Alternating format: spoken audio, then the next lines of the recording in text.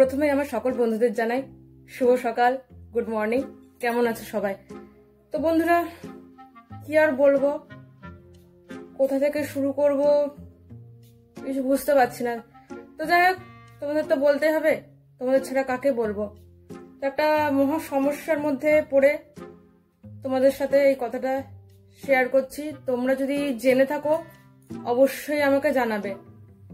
তো বলছি বন্ধুরা, তোমাদের কারোর কাছে কি কোনো ভালো চোখের ডাক্তারের সন্ধান আছে?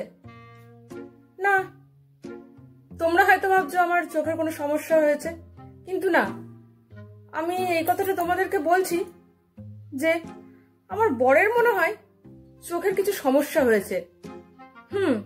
কেন বলছি না, মানে আমি সারাদিন এত কাজ করি, খাওয়ার সময়টুকু পর্যন্ত পাই না, এত কাজ করি যে ওর চোখেই পড়ছে না।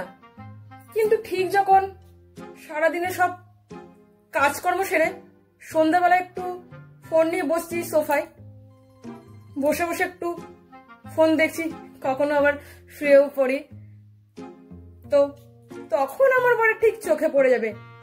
তখন আবার কি বলবে জানেন? বলবে, সারাদিন তো কোনো কাজকর্ম করো না। হ্যাঁ, কি করোটা কি সারাদিন ঘরে বসে? এই আবার ফোন ঘাঁটতে শুরু করে দিয়েছো? কোনো কাজকর্ম নেই, সারাদিন কোনো কাজকর্ম করবে না, শুধু শুয়ে শুয়ে বসে বসে ফোন ঘাঁটবে। আচ্ছা, তখন কি করে দেখতে পেয়ে যাচ্ছে? না মানে সারাদিন আমি এত কাজকর্ম করি, তখন চোখে পড়বে না। আর ঠিক যখন সারাদিন কাজকর্ম সেরে সন্ধ্যেবেলা একটু ফোনটা নিয়ে বসবো, অমনি কি করে আমার বরে চোখে পড়ে যাচ্ছে? না, বুঝতে পারছি না বন্ধুরা। আমার মনে হয় আমার বরের চোখটা খারাপ হয়েছে।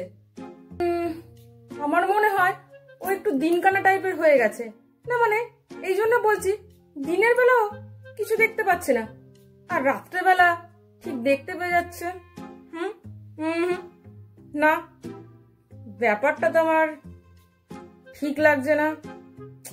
কি করা যায়, কি করা যায়? আমার মনে হয় বন্ধুরা, আমার বরকে এবার ডাক্তারটা দেখাতেই হবে।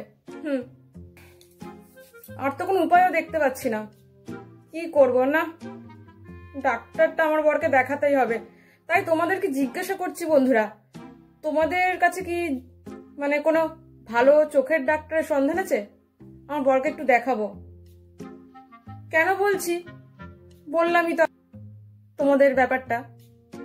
আমার বরকে যদি ডাক্তারটা না দেখায়, আমি আবার সারাদিন ফোনটা ঘাঁটতে পারবো না।